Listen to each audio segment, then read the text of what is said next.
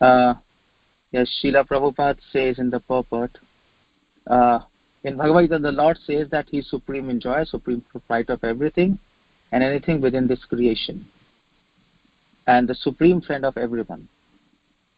When one knows these things perfectly, he is always satisfied. The pure devotee never hankers after any kind of material prosperity. And the karmis, however, or jnanis or yogis, endeavor always for their personal happiness. The karmis work day and night to improve the economic condition. Jnanis undergo severe austerities in order to get liberation. And yogis also undergo severe austerities by practicing yoga system for the attainment of wonderful mystic powers.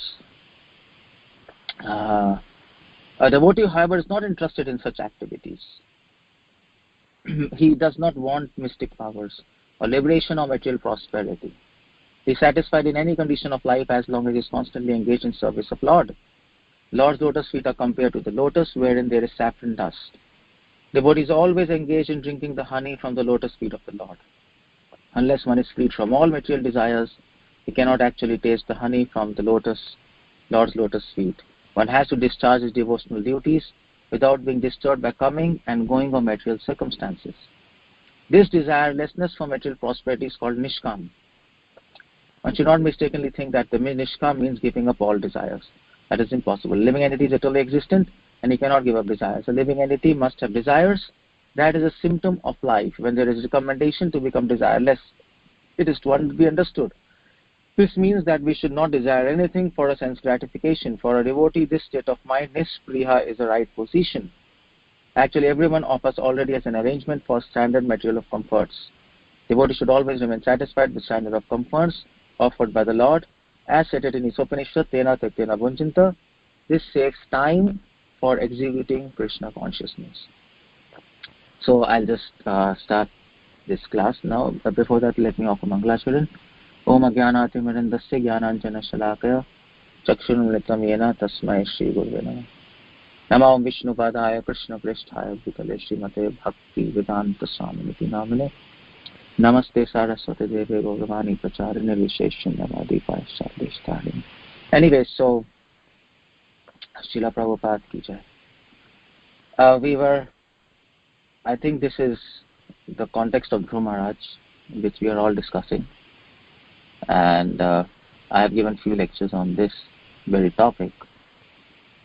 And it's an interesting topic because there were so many nuances and subtle points in this topic. But especially in this verse, which is spoken by Maitreya, Dhruva completes his prayers and Maitreya begins his discussion with Vidur. And Maitreya says, this verse is specifically focused on one point. If you want to have a takeaway point from this verse, that is that a devotee never asks anything from the Supreme Lord. And that's what Prabhupada mentions in his purport. He uses the word nishkam or nispriha. These words are used in Srimad Bhagavad Gita, where Krishna says the qualifications of his devotees. Nispriha. Nispriha means, ni means not, spriha means to touch. Spriha means to touch, to connect. So a devotee is not connected to the enjoyments of this material world. He is disconnected from that. So that's what Prabhupada uses, these two words. It's interesting to note that this is the message from this verse. True devotee is nispriha or nishkam. Nish means not, kam means desires. A devotee has no material desires. And Maitreya begins his discussion with Vidur, and he makes this very point.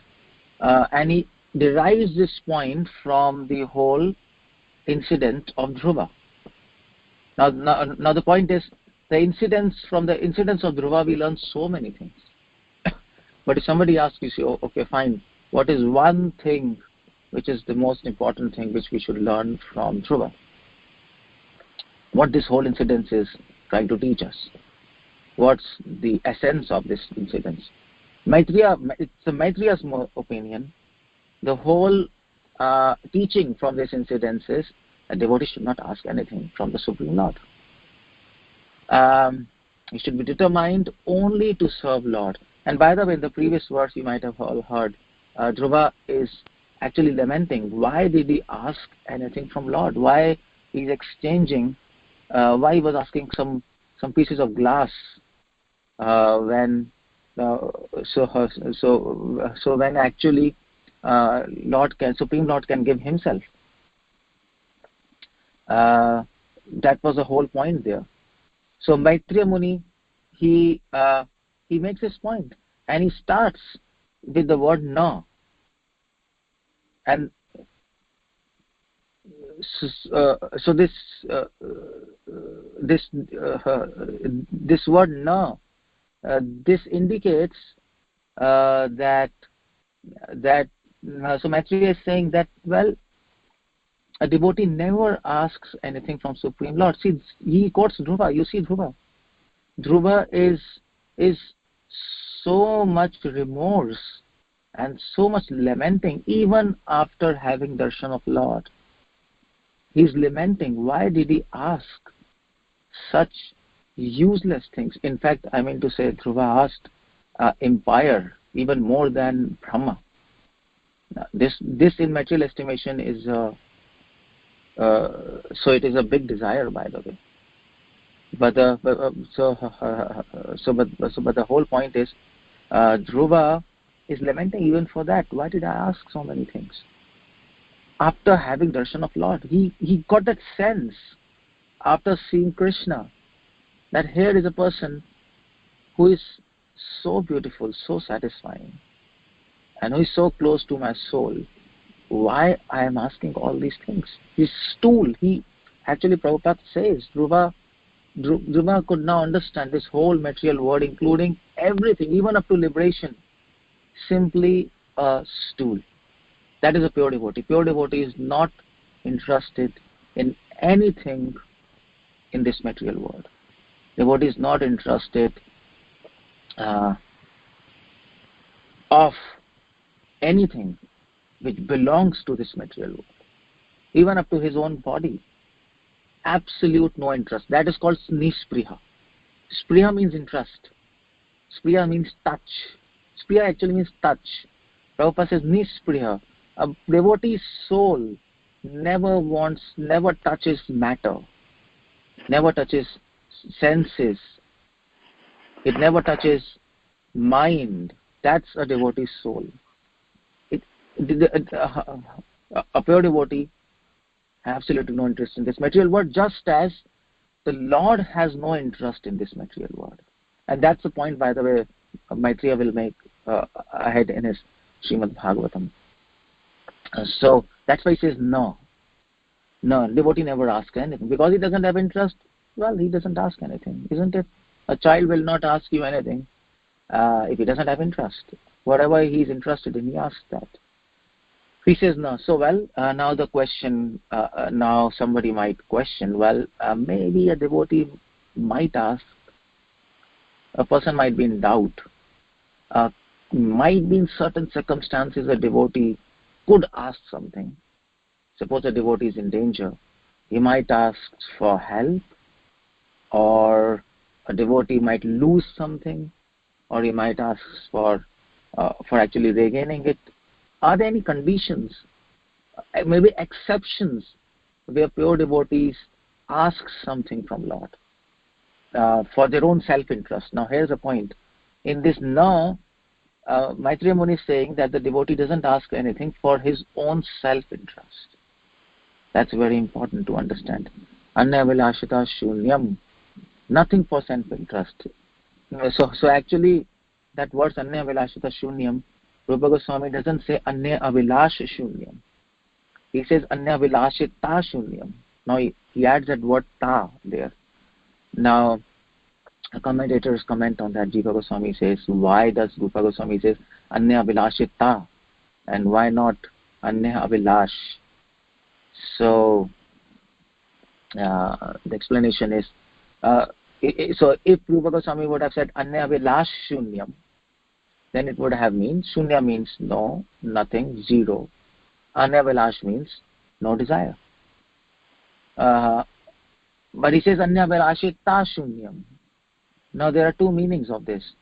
One is he adds ta because he wants to emphasize the devotee doesn't want anything. Anything means anything. Devotee wants nothing. Nothing means nothing. Even his subconscious mind, even his soul, right to the core of his soul, the devotee doesn't want anything. That's a devotee. It's not that in his superficial mind or by intellectual adjustment he's trying to convince himself that I don't want anything because his material world is nonsense. No. It is very spontaneous for him. That is Anya Vilashita. It's very spontaneous for him that he doesn't want anything. He's not interested. He's not even interested in being interested in this material world. That's a pure devotee. He doesn't have time, by the way. He doesn't even think of this material world. He forgets this material world. I mean to say, to be interested in this material world, you have to remember this material world. To be not interested in this material world, still you have to remember this material world. But a devotee simply forgets this material world. He's absorbed in Krishna's service. That's what a devotee is. Krishna smaran jar deha smriti nahi yar, Chaitanya Mahaprabhu says. He forgets his body, he forgets this material world. He's simply absorbed in serving Krishna. That's the meaning of forgetting there. He's not even interested in being interested in this material world. He's not even interested in being not interested in this material world. That's a really higher platform of pure devotion. So that's why he says no. That's why Rupa Goswami says Anya Vilashita Shunyam.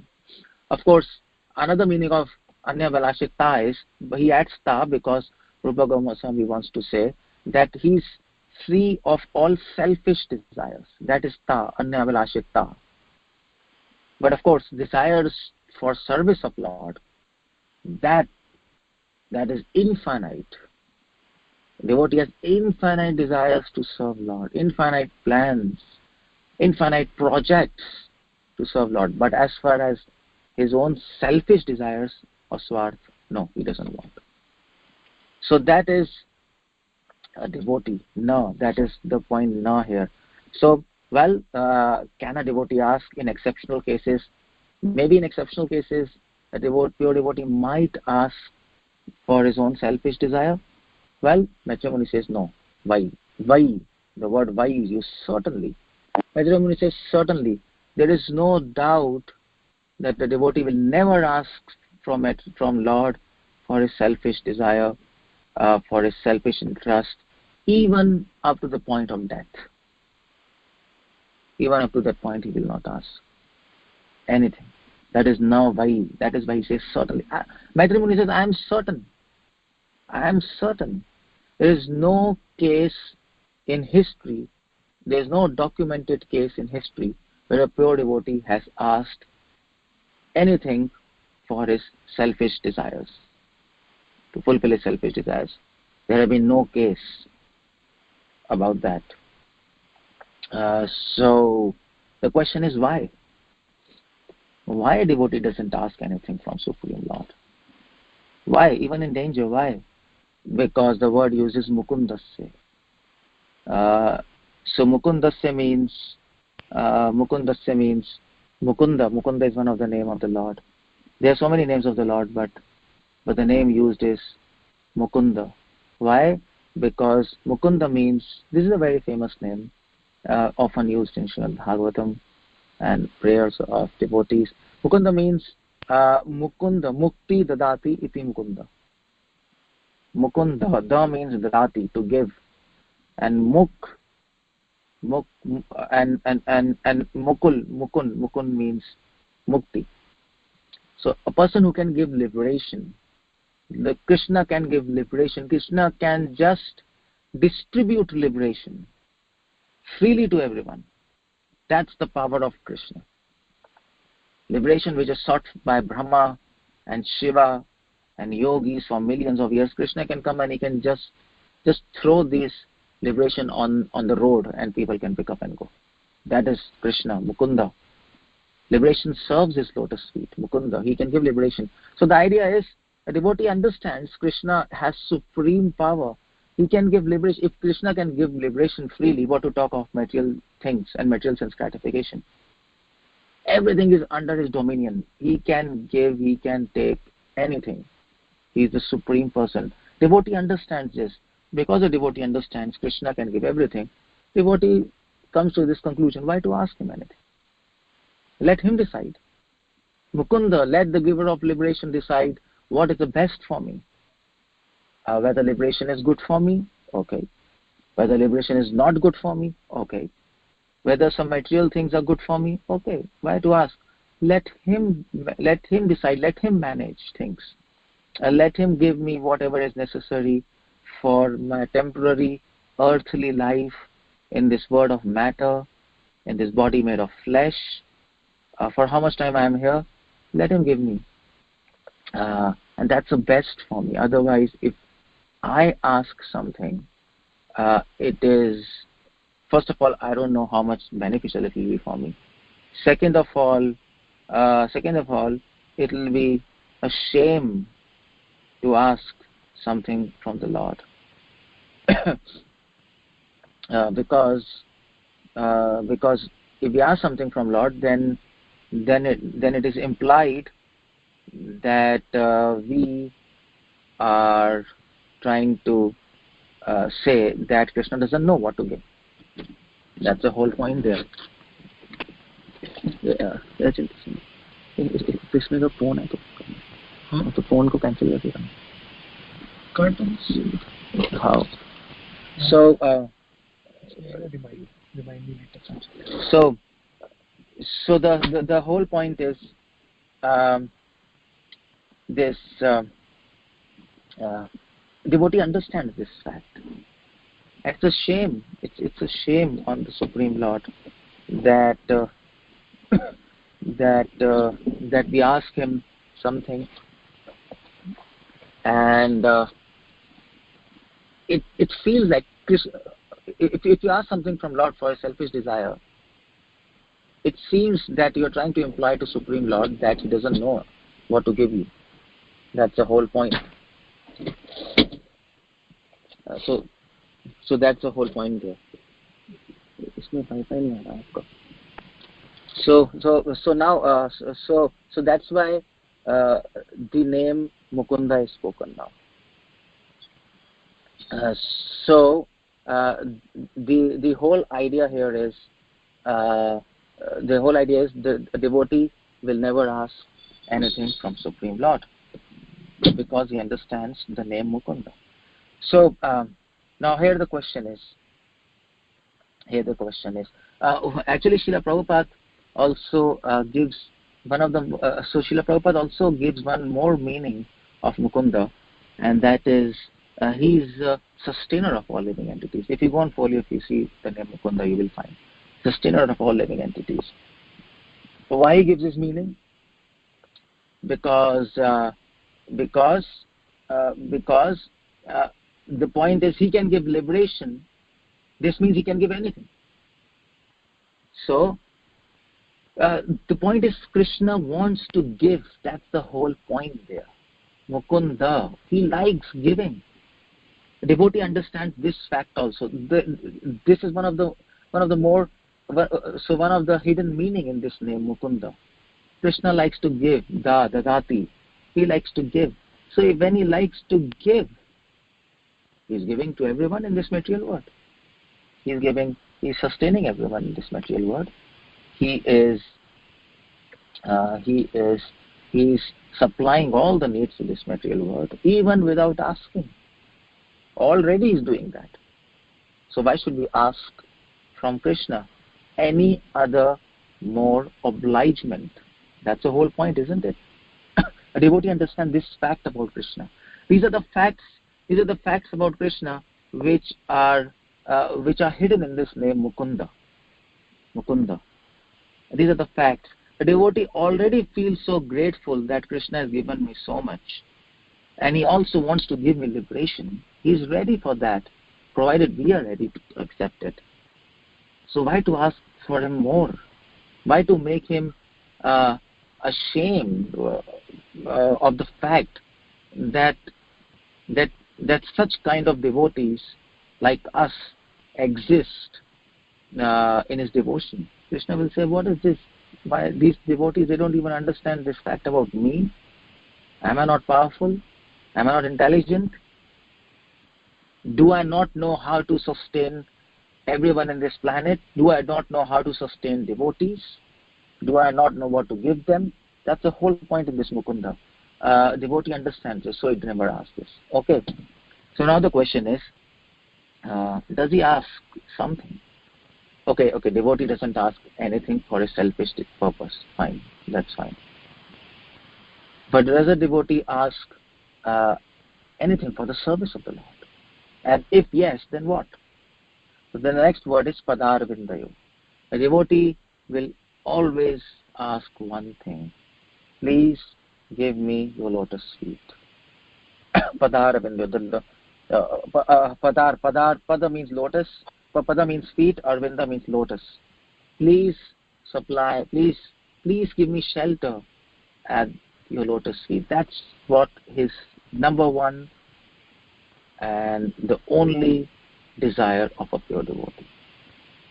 The foundation of all desires, all infinite desires and plans and projects of a devotee is this desire: I want the shelter of a lotus feet. Now the question is, why he wants the shelter of lotus feet? Why doesn't he want shelter of his beautiful palm? Or why doesn't he want shelter of his beautiful hands? Or why not he doesn't want shelter of his beautiful eyes? Why only lotus feet? In fact, Chaitanya Charitamrita, Krishnadas Kaviraj Goswami, in Adi Leela, he makes this point. No matter in whatever rasa a devotee is, except Dasya rasa. Of course, Dasya rasa, they are spontaneously inclined to get shelter of the lotus feet of Lord. No matter whatever rasa, even Sakhe, even Madhure, even Vatsalya. That's the whole point. Even Vatsalya, even parents of Krishna, they want the shelter of lotus feet of Lord. And he quotes there. You read Chaitanya Charitamrita. He quotes the example when Krishna came to Kurukshetra, and there were so many gopis, and there were Nand Baba and Yashodhama, Vasudeva and Devaki, and I think Vasudeva and Nand Baba and Yashodhama, they had discussions with rishis, and they said, well, fine, well, we want Krishna back in our Vrindavan, and we always want to think of his lotus feet. They make this point. They make this point. We always want to stick to his lotus feet. Even parents, you see, in the capacity of the parents, they don't really think of taking shelter of lotus feet. But now, because the parents are in extreme grief and extreme separation from Krishna, so in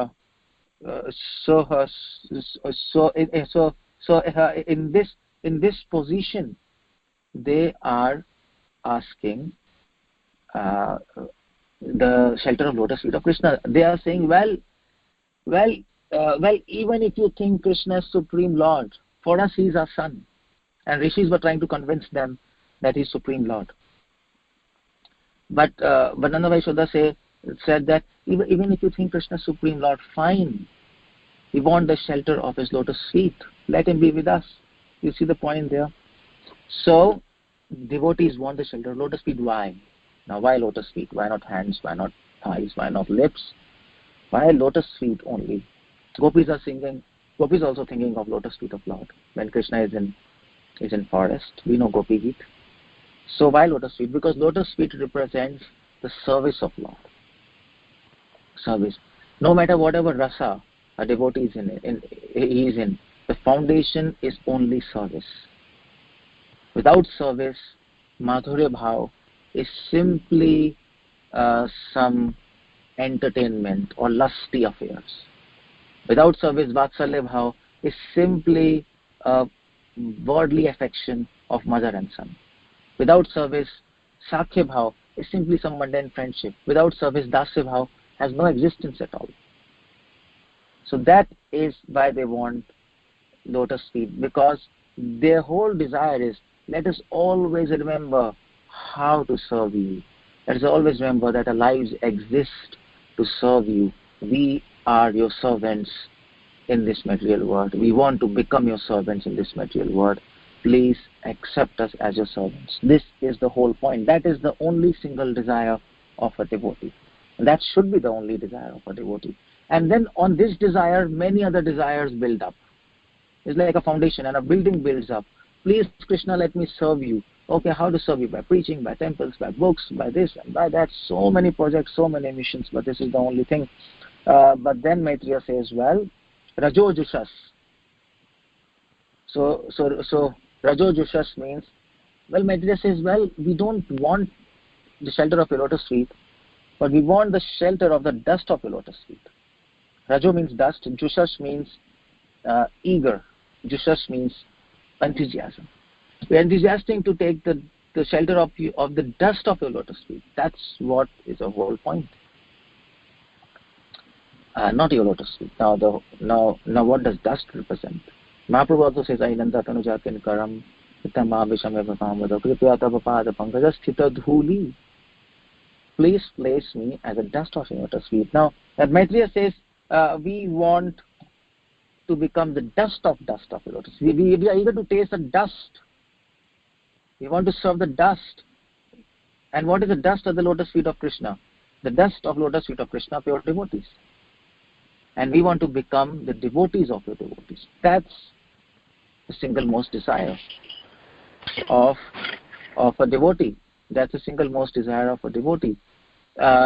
Devotee wants to become devotees of devotees. That's what devotees desire. So actually, oh Hare Krishna. So actually, there was one saint, an Islamic saint, by the way.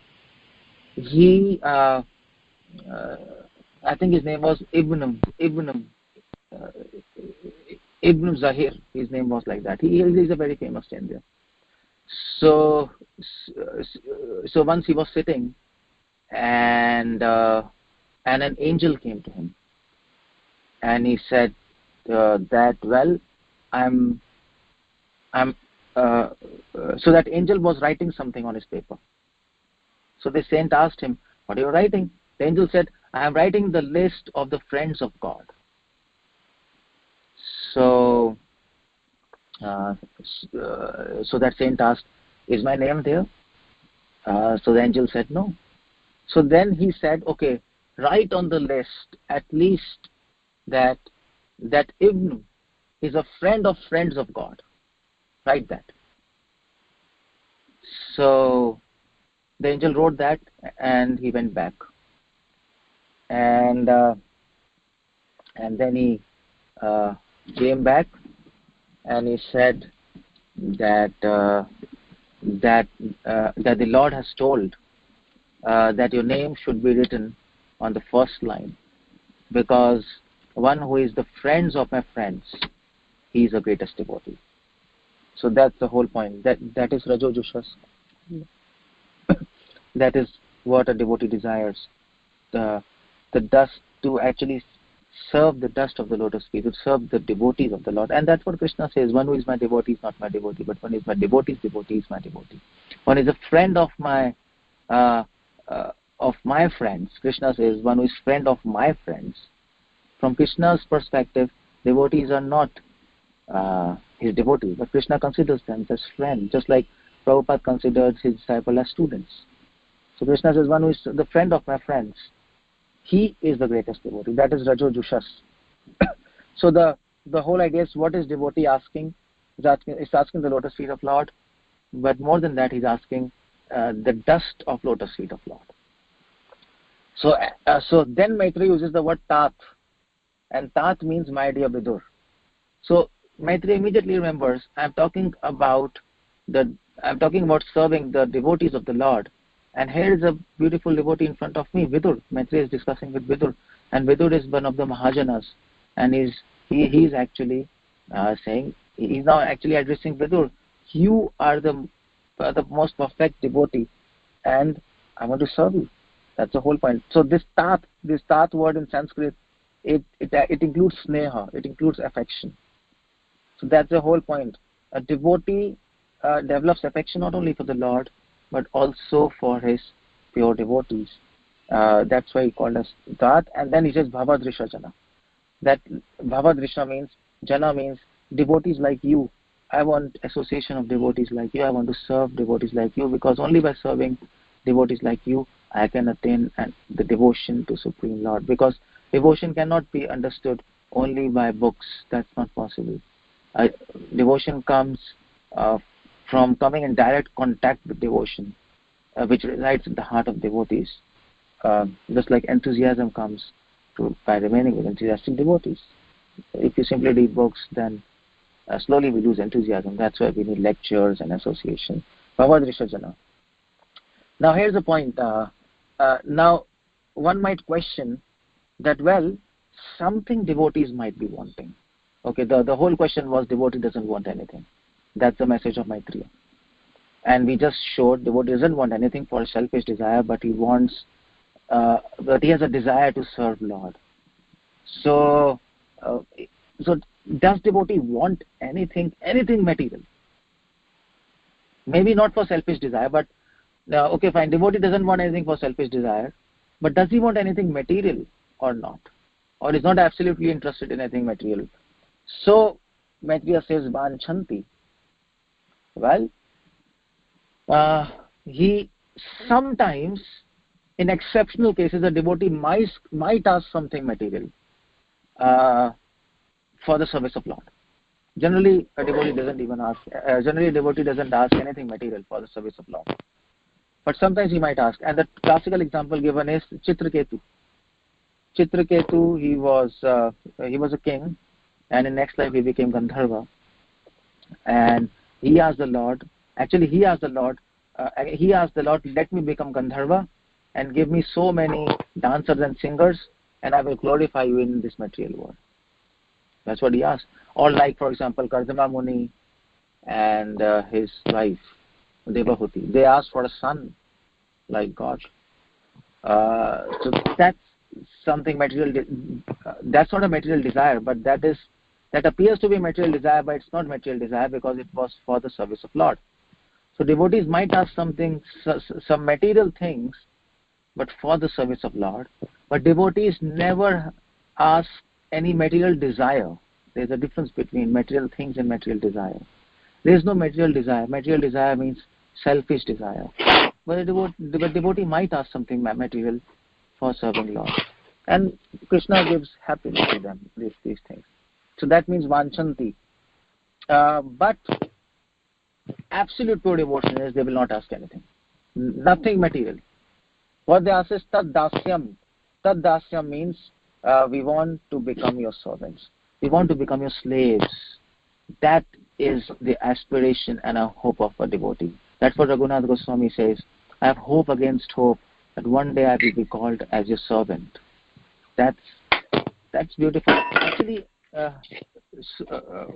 actually a devotee rejoices in this fact that one day I will be called as servant of Supreme Lord in the entire material universes, in the 14 unique planetary systems.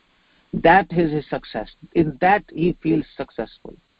And that is, he rejoices in that fact. He delights in that fact. He hopes for that day where Krishna announces to this world, yes, he's my servant. He's my servant. So just like just like every boy or every child has a dream. Okay, one day people will call me Bill Gates, or people will call me the king of pops, for example. So devotee has this desire. People will call me as a servant of Krishna. Well, they might kill you for that fact because he's servant of Krishna, servant of God. But that's another point. But at least you'll be famous as servant of Krishna. That's one thing. So vanchanti tad dasyam. They want this rite artham atmano. This word rite artham is a very famous term in Srimad Bhagavatam, in Upanishads, in Vedas, and that verse of defining Maya, this word comes Rityartham. 2nd canto, 9th chapter, I think 10th verse. Rityartham at pratiyate na pratiyate cha atmani tad vidyatmano mayam tatha bhasya tathama. Defining Maya, Krishna says, Rityartham.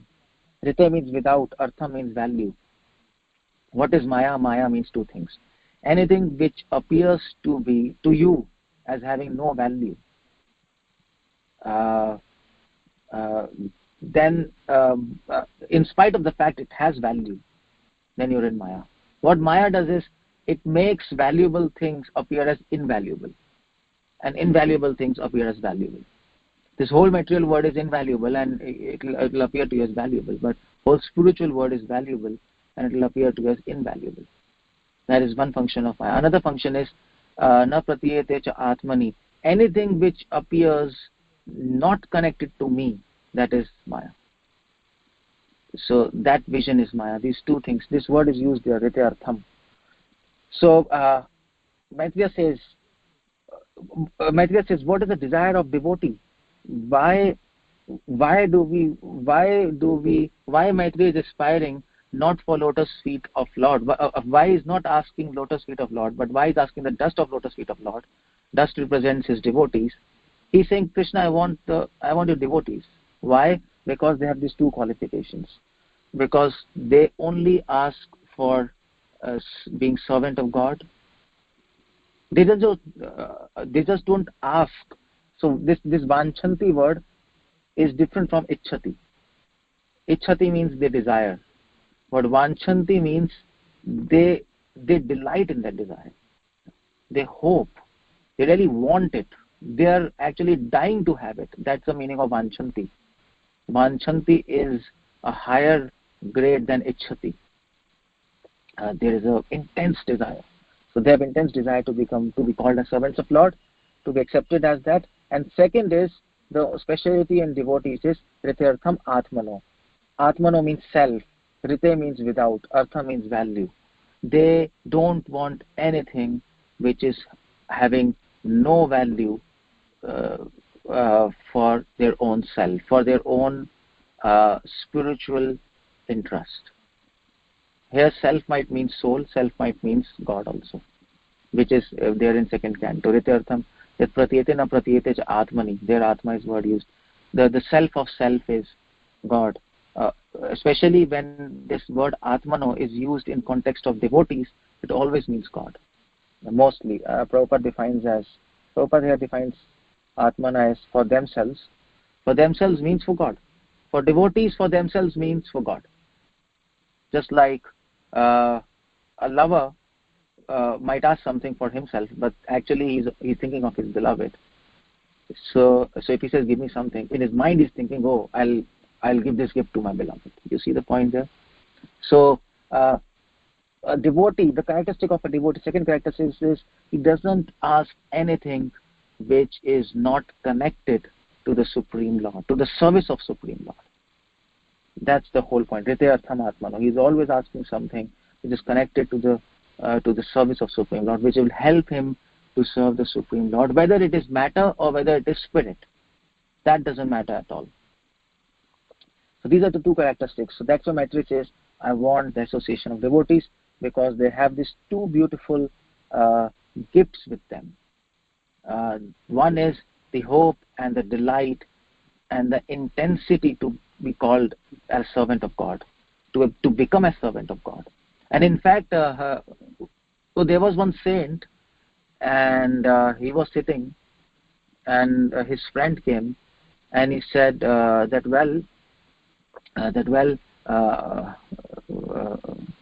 am always praying to God that please accept me. And that saint said, are you not ashamed to say this? That's the whole point. Even this prayer, please accept me as your servant, can be wrong, can be actually wrong, because he made the point, are you not ashamed to ask, please accept me, without doing any service to the Supreme Lord, without offering any service to the Supreme Lord? Have you done anything for God that you Without doing anything, you are asking, please accept me. What's the point of this? Without actually going, without preparing for the exam, and you say, please pass me. What's the point of that? There is no point of this. So that's the whole point. Even this prayer, please accept me, has no value. Actually, so it has no value at all. So you see the whole point. Devotees of Lord have two beautiful gifts which you cannot get from just reading books. You have to associate with them, or you have to read their books or their commentaries and their thoughts and their so just like we read Srila Prabhupada's books. Srila Prabhupada's purports are Prabhupada's mind and Prabhupada's ideas and Prabhupada's aspirations, and then we can understand. So they don't just want to become servants of Lord. They are dying to become servants of Lord. That enthusiasm to become servant of Lord, that intensity to become servant of Lord, that dyingness, that hope to become servant of Lord, that they have. Otherwise, the information that we want to become servant of Lord, that we all of us have, that even a new person has, you can simply read in the book and say that. That's not the whole point. That is vanchanti tadasyam. That's what they have. That's what Maitreya Muni knows. That's why he says, I want your association, Vidur, because you have that in your heart. And rite artham atmano. And you also have the conception, the wisdom. You also have that wisdom to discriminate between illusion and Krishna. That wisdom, not just knowledge. We all have knowledge. This is Maya, this is Krishna, this is this, this is that. But the wisdom is totally different thing. We have that wisdom, what is valuable, what is not valuable for the self. You can discriminate. Like, for example, so I gave you this example of, please accept me as your servant. This might seem as a good prayer, and it is a good prayer. It is the only prayer we pray. But at the same time, the wisdom says, if this prayer, please accept me as your servant, is devoid of any action or any real service to God, it is a wrong prayer. I mean to say, it doesn't make any sense. And that's why Prabhupada says, first deserve and then desire. You see, Prabhupada said that. So that wisdom you have, this is what devotees have, and that is what association, that is why all the scriptures say sadhu sang, shastra. Otherwise people can read books. But of course, if you read Prabhupada's purports, that is also association with Prabhupada, and you can get that. In Prabhupada's purports have these two things, not just information. These two things. That makes Prabhupada's purports unique. And that is why people change by reading Prabhupada's books. And then Maitreya makes the point, well, now here the question comes, okay, that's fine enough. So how will a devotee maintain his life? How will a devotee earn, and how will a devotee eat and shelter and food if he's fully in the service of God, if he doesn't ask anything from God? So then Maitreya Muni says, Yadrichaya labdha mana samriddhi. Yadrichaya. Automatically, everything will be supplied to him. Labdha mana samriddhya. Automatically, everything will be supplied to him. Labdha mana. Whatever desires a devotee, pure devotee has, it will be fulfilled by the Lord. And as far as samriddhya, as far as bodily maintenance is concerned, forget about that.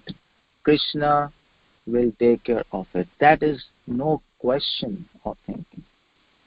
If Krishna doesn't take care of bodily maintenance and the earthly life which a devotee is leading,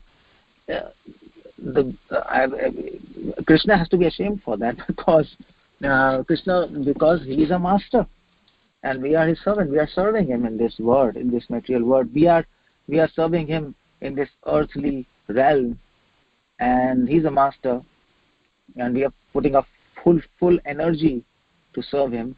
Why will not Krishna put his full energy to help us lead our life in this material world, which will be conducive to his service?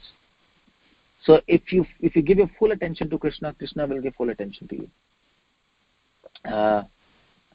If you try to glorify Krishna, Krishna will glorify. Krishna will make sure that you will be glorified. And if you surrender to him, Krishna will surrender to you. Surrender to you in the sense, from his perspective, Krishna feels, I am surrendering to my devotees. If you serve Krishna, Krishna will serve you in the form of giving his protection and mercy. That's what Krishna is. That's why this verse is talking about all the dynamics of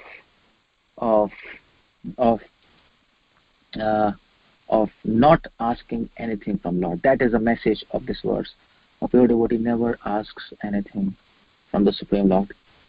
And what exactly he asks from Supreme Lord, that also Maitreya Muni explained there. And the whole dynamics of asking, that is this verse talking about. The dynamics of asking from the Supreme Lord. What to ask, what not to ask, when to ask, and exactly why to ask, why the devotee is asking, what he's asking, why he's asking, all these things. That is the conclusion of this verse. That is the conclusion. And why he doesn't ask anything, that's also mentioned in this verse. All these things we have discussed today, and that's the message of Maitreya. Hare Krishna, Srila Prabhupada ki jai.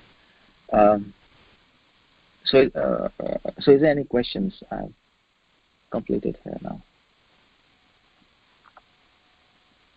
Hare Krishna, Prabhuji. Dhanus Pranams. Very, very beautiful class. Very deep. Thank you so much for your deep realizations and explanation of the Sanskrit verses. So, Prabhuji, question is, two questions. Yeah. One is, how about when praying for example, some other devotees, they're having bad health or some problems in their emotional life.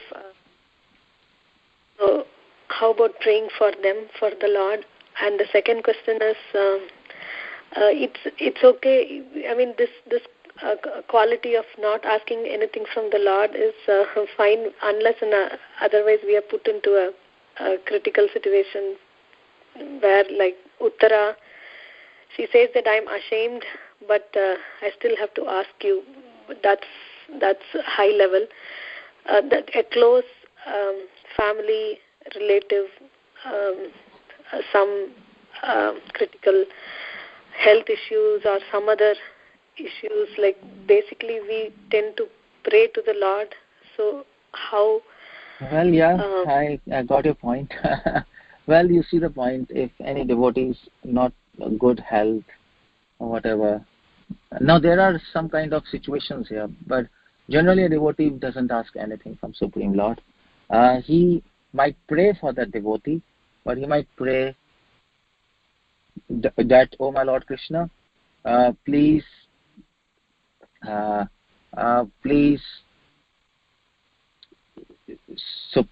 him so that he be guarded in this material world. Please do the best for him. That's our prayer. That's our prayer. Now that best might be Krishna might have planned for him to leave his body. That might be best for him. Or Krishna might have planned that he should suffer now, because that is the best for him. Because by suffering, he might exhaust all his karmas or whatever Krishna might have planned, and in this very life he'll come back to him. So the point is we can't interfere in the plans of the Lord. So we pray to him, please do the best for him. That's what we pray to him. But as far as sometimes actually Srila Prabhupada told his disciples when he was sick, please pray for me for my speedy recovery. And at that time disciples can pray, because it is an order of Guru to pray for him, not in the capacity to ask from Supreme Lord from their own will, but because in the capacity to fulfill the order of the Guru. Then that's fine. that is okay. But rest, devotee will never ask anything from the Supreme Lord because we don't know what are the plans of God and we can't interfere in His plans. But nevertheless, actually, so nevertheless, we pray to the Supreme Lord for devotees, whether they are healthy or not unhealthy, it doesn't matter, because this body is actually inconsequential. We pray for all devotees. Please, Lord, guide us, all of us, and we always pray for others. And please do the best for this devotee, whatever you feel the best is. That's what my prayer is, so that he will attain you as quickly as possible. I think that's what a pure devotee is all about. He leaves the matter to Krishna. He is the best judge. But our prayer as a devotee is that please accept him as your servant as soon as possible. That's our prayer. Nothing to do with body, nothing to do with this matter of flesh. Doesn't matter at all. So these are the two cases when a devotee should pray and not pray for the health of the devotee. So is it clear? Is it? Yeah, thank you so much, Prabhuji. Hare Krishna. Hare Krishna. Hare Krishna, Prabhuji. Pranam, Pranam, all glories to Srila Prabhupada and Guru Hare Maharaj. Krishna. Prabhuji, you were telling first we need to deserve and desire. Means, Yeah. in the beginning we should desire first, yes. And then how we can understand this? No, in the beginning, first we follow the orders of Guru, and that is why to be connected to Parampara, it's important. So the Guru says, okay, chant, read my books, and do some little service, and then our desire makes sense. Otherwise, it doesn't make any sense. So, okay, so are we supposed to pray, please accept me as your servant? So when we are a new devotee, are we supposed to pray like that? When we are just chanting few rounds, doing some service, are we supposed to pray, please accept me as your servant? Well, frankly, we can say, Prabhupada says, please engage me in your service. That's a good prayer to start with. And then, when we do substantial service for Krishna, when we're doing service day in and day out, then slowly we can pray, Krishna, now please accept me as your servant. So it takes a little time to switch on from that prayer, please engage me in your service, to the prayer, please accept me your servant. And that's what Mahaprabhu says. Fourth verse is Nadhanam, Najanam, Nasundaram. Please engage me in your service. Fifth verse is please accept me as a servant. So we can pray, please accept me as a servant, but then we have to do some service. Otherwise, or we can say, Krishna, I'm chanting rounds, I'm reading books, I'm trying. So if you think it as proper, then please guide me how to become your servant. That's a good prayer. Please accept me as servant. That's a very big prayer. And we have to think about that. Because then you're demanding from Lord that, yes, Krishna, I have done ample amount of service. And please accept me. Because Krishna can always argue, what you're doing for me? What you have done for me, that you're asking me to be accepted as servant. My servants are Prahlad and Dhruv, and these great devotees, you have done so much for me. To become servant of God, to be called a servant of God, that's the aim of life. So as a devotee, we pray. So as a devotee, we are on the fourth verse now. Please engage me in your service. Or better than that, you can pray, please don't reject me. That's the whole point. Please accept me as your servant. That is a very high prayer. Better for us at this level is, please don't reject me. Because I'm not doing any service for you. I'm doing some minimal something, some rounds, and this. So this prayer will be suited to us now, and Krishna will be happy. Yes, good. And then when he will engage you in his service, then slowly, then you will have that deserving thing. Then you will deserve then you will become qualified to pray this. Please accept me as servant. So this is how we should work in our devotional service. The relationship with God is very sensitive, and we have to know what to pray exactly to Lord so that He becomes pleased. The idea is not just to pray. The idea is to pray so that He becomes pleased. And that's how our prayers are. Is it clear? Yes, Prabhu. I have another question regarding, and when we desire even to follow the spiritual master instruction, we need to have that in the beginning. Yes, Prabhu. Otherwise, we have so many material desire. We can desire for spiritual things, and then slowly. Means I didn't get first deserve, and yeah, that is the things for very high level. For my level, I'm thinking. To follow the spiritual master instruction, to practice the bhakti also, first of all, we need to have a desire, yes? Oh, like that. Okay, fine. Yeah, of course. To follow, so that's a very different thing. You have to have a desire to serve Guru, and that's a different thing. So this first deserve and desire, that is spoken in the matters of prayers and not in the matter of following the Guru and instructions. That's a very different proposal altogether. That's okay. Yes.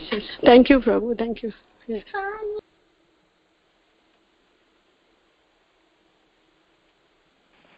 Hare Krishna, Prabhu. Yeah, I just want to follow up on this discussion. There were a couple of things. Good. One is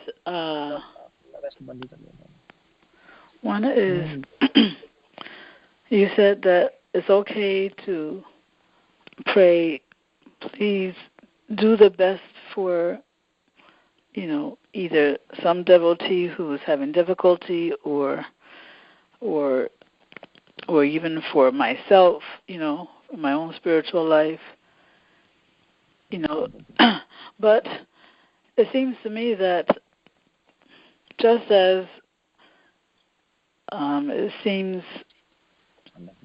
superfluous to ask Krishna to provide for our bodily maintenance, because He already knows what we need. Yes, so why would it be necessary to even ask for spiritual things? He knows that we are aspiring devotees. Okay. I exactly understand your question. Fine. So the answer for this is, we should aspire for spiritual things because Krishna knows what He wants to give, and that is okay. But when we aspire for spiritual things, our desire to become connected to Him gets nourished. And that's why He wants us to pray to Him for spiritual things. Because when we pray to Him, when we crave for His service, then our connection with Supreme Lord becomes more strong. Just like parents know what to give to child, but when the child asks and he cries for parents that I want this, then the relationship becomes more strong and more bonded. So for that, Krishna wants that we should pray to Him. Mm-hmm. That's the whole idea. So therefore, is to nourish the relationship, the connection. Yeah, right. So therefore, if we pray to Him for our bodily needs, right, for the sake of doing our devotional service better, isn't that in the same mood of nourishing the relationship? What's that? If we ask Krishna, we pray to him also for our bodily needs, for the sake of being able to, do our devotional service, better. Let's say I have laryngitis, so I'm not able to chant as I would like. So wouldn't it, even though it's a bodily need? No, actually we don't ask.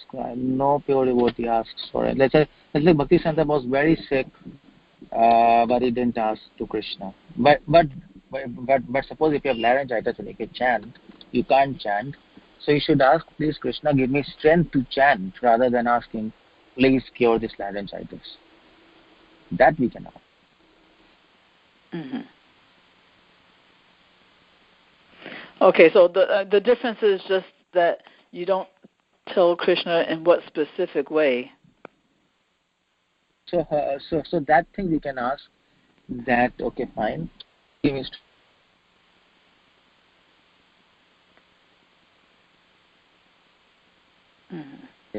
that's something.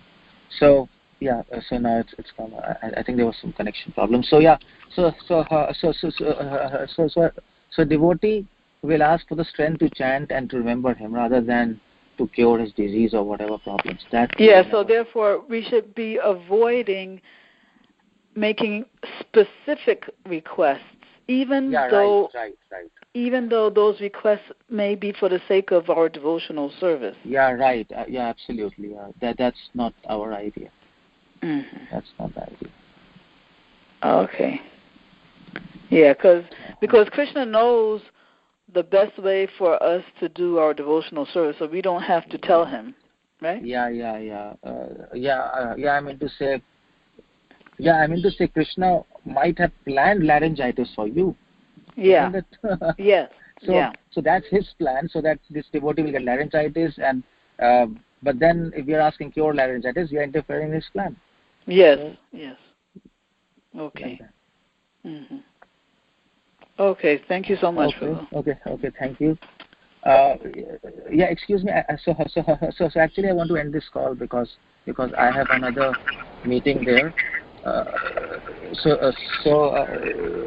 Mataji, can we end this call? Yes. Here? Anybody? Thank you so much for the beautiful class, and we are very, very fortunate to have you on the call today. Such a beautiful class. How you explain how to pray and what to pray. It was so nice, Prabhuji. Thank you so much. Thank you very much. Yeah, we offer all obeisances to the Vaishnavas. Vancha kalpatarubhyasya kripa patitanam pavanebhyo Vaishnavebhyo namo namaha. Ananta Koti Vaishnav Vrinda ki jai. Namacharya Srila Haripata ki jai. Prabhupada. His Grace Keshav Anand Prabhuji ki jai. Thank you so much.